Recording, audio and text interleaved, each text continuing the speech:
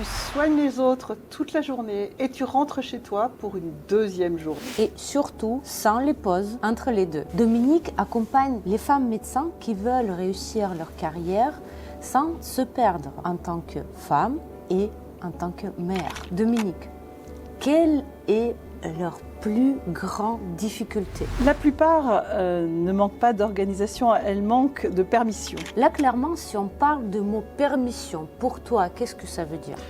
Ça veut dire se permettre déjà de penser à elles, se permettre des espaces pour elles, parce que tant qu'elles n'auront pas mis en place ces espaces, elles ne seront pas opérationnelles au travail et elles ne seront pas opérationnelles à la maison. Opérationnel, ce n'est pas vraiment le même terme, parce que la maison, ce n'est pas le business. Hein, donc, on ne va pas dire opérationnel, mais disponible. Hein.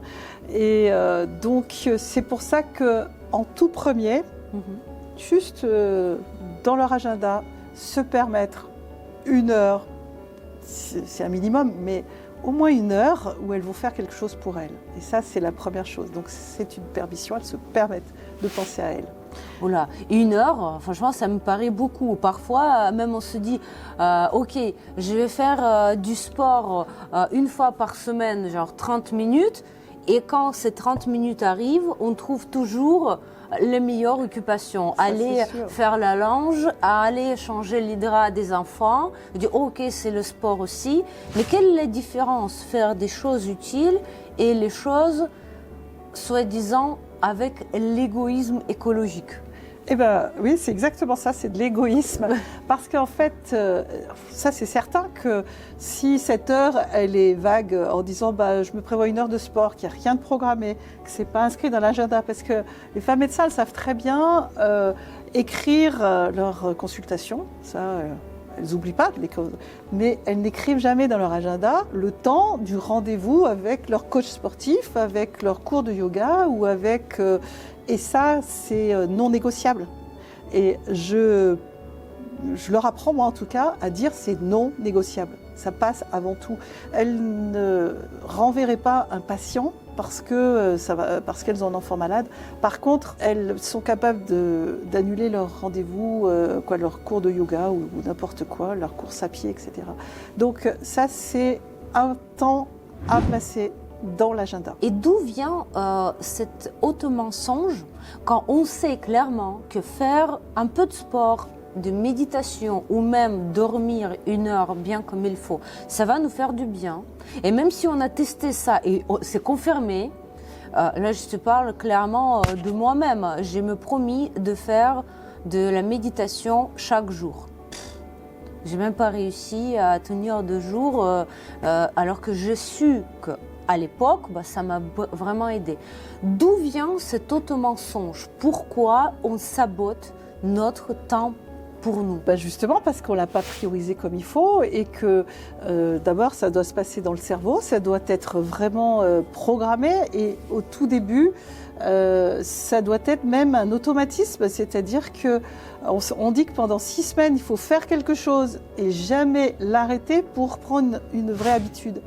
Moi, j'ai fait ça pour du sport le matin, je fais du rameur le matin. Le rameur le matin, il a fallu que j'en fasse tous les jours pour que le matin, en me levant, je puisse me dire « Ah, mais c'est le rameur en tout premier que je fais ». Donc c'est pareil.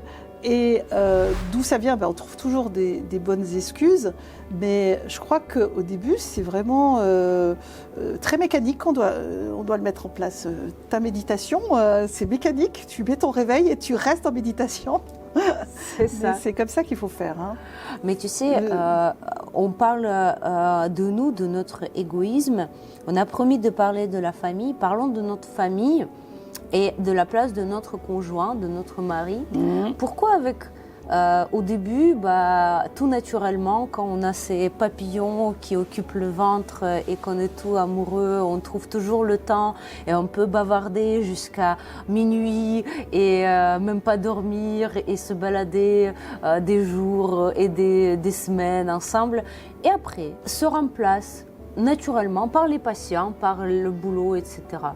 Ou pourquoi notre conjoint, notre mari est souvent reculé? Je ne sais pas si on peut savoir pourquoi, mais en tout cas, quoi qu'il en soit, ça il passe au deuxième plan. C'est-à-dire que, et je pense que la première chose à faire, c'est aussi de faire la liste de ses valeurs. J'incite souvent mes clients à dire, c'est quoi tes valeurs ?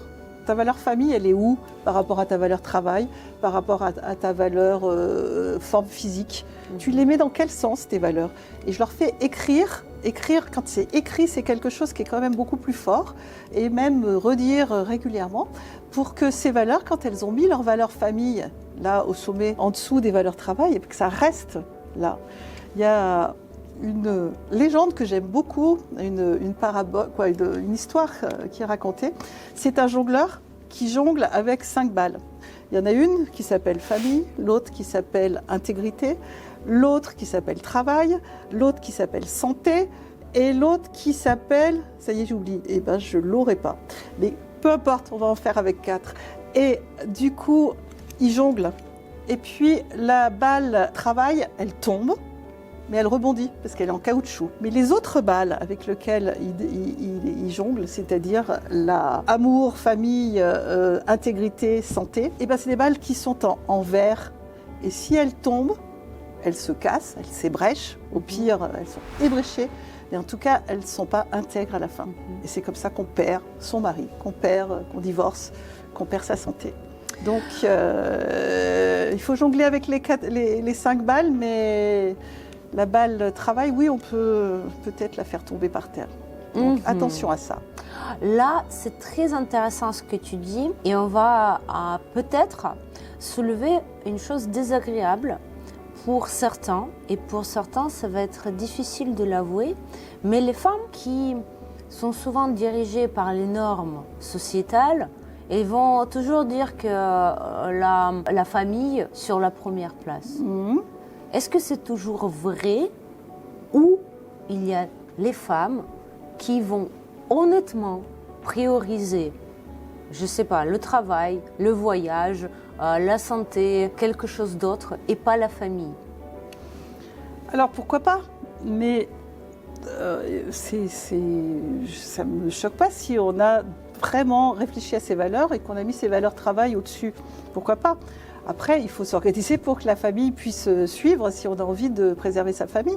Mais pourquoi pas, moi je comprendrais aussi une femme qui a besoin de se propulser au niveau du travail, qui a besoin d'être très très présente, qu'elle se fasse aider, qu'elle mette des choses en place. Et moi, ça ne me choque pas qu'une femme médecin mette en place des cartes d'enfants, mette en place tout ce qu'il faut pour qu'elle puisse rentrer à l'heure qu'elle veut. Mais elle n'a plus cette charge mentale de vouloir faire les deux en même temps. Et c'est ça qui est la vraie difficulté des femmes, c'est qu'elles pensent pouvoir à la fois... Oui, quand même, il existe, hein, c'est tout à fait possible d'avoir cet équilibre-là. La seule chose, c'est que quand on est au travail, on est au travail. Quand on est en famille, on est en famille. C'est difficile de mélanger les deux. Peut-être que je viens juste de le dire aussi, mais je crois que c'est ça. Et ça permet d'avoir un équilibre. C'est tout à fait possible. Après, pour que les femmes médecins puissent avoir cet équilibre, je pense à quelque chose. Par exemple, elles ne savent même pas combien elles perdent si elles prennent des vacances. C'est-à-dire que peut-être qu'il y a des moments où vraiment la famille a besoin. Moi, je sais que mon mari me demandait tu vas pouvoir prendre des vacances à telle date ? Ah, je sais pas, parce que je sais pas combien je fais à la fin du mois, etc. Donc, ne sachant pas combien on gagne, combien on peut disposer d'argent, on risque pas de prendre des vacances, donc on risque pas de s'occuper de sa famille. Donc tout ça va ensemble. Donc c'est une gestion complète du cabinet qui nécessite pour préserver sa famille, il faut aussi savoir comment gérer son business. Et est-ce que tu pourrais donner un exemple concret d'une cliente accompagnée par ton coaching, par tes services? Comment vous avez évolué la situation? Alors, oui, je peux vous donner un exemple. En fait, j'ai une médecin qui, vraiment, c'était son premier sujet quand elle est venue me trouver. C'était de dire, j'adore mon métier, j'ai pris plein de responsabilités, mais en ce moment, ma famille, j'arrive pas à donner du temps à ma famille et j'en suis bien triste. Donc, c'était vraiment sa problématique première.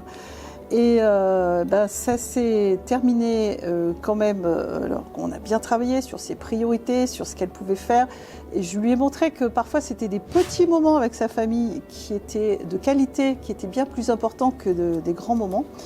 Et ça s'est terminé, elle a pu décider de déjeuner avec son mari tous les lundis, à midi, tous les deux, ils allaient déjeuner ensemble.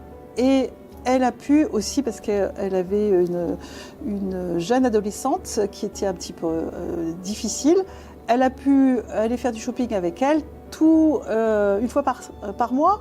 Et c'était vraiment un moment de qualité. Et c'est pas la quantité qui compte, c'est la qualité.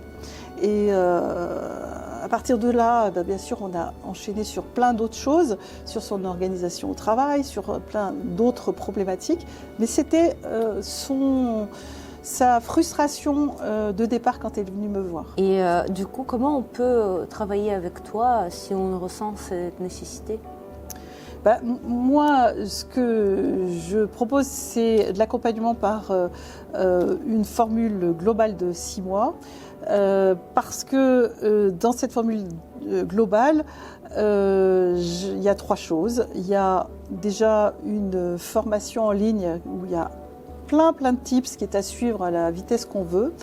Il y a des entretiens individuels tous les mois et chose auxquelles je tiens beaucoup, un mastermind, c'est-à-dire des rendez-vous collectifs de toutes les clientes qui sont dans ma formation pour qu'on fasse un travail collectif, travail ou discussion, mais avec du coaching. C'est pas juste pour travailler, pour parler et surtout pas de ces cas cliniques, mais de ces difficultés de chacun. Super, très bien. Et comment on peut y accéder ? Vous avez un lien qu'on va pouvoir mettre en bas dans la description. Et puis, j'ai mon site et mon nom, vous pouvez le trouver avec Domiladoc. Mon accompagnement s'appelle Domiladoc. Très bien. Merci beaucoup, Dominique. Et à la prochaine. Avec grand plaisir, oui, bien sûr. Merci.